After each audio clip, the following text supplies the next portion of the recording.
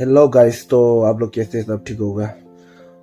आज थोड़ा से सर्दी है, तो थोड़ा सा सर्दी लग गया मेरे को, तो इसलिए थोड़ा नाक सब बंद है।